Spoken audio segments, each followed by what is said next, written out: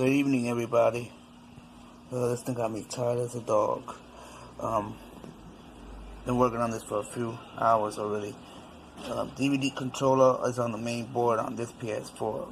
Unlike any other, which is the normal ones, the non-pro ones, it's actually on an individual board on the DVD drive itself.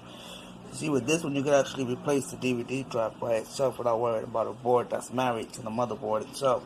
But the downside is if the DVD controller goes bad or anything is still messed up because the whole board got to be changed. Luckily, I'm skilled in knowledge in testing electronic components.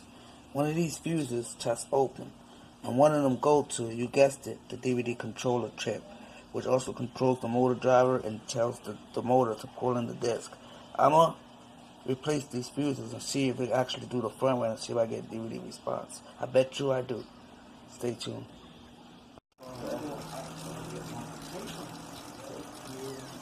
Look at that. Good girl. Rebooting now.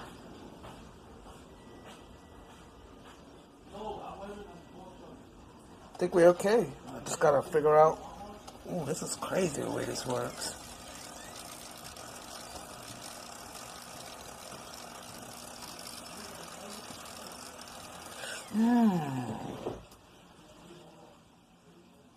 All that just for a fuse, huh, guys?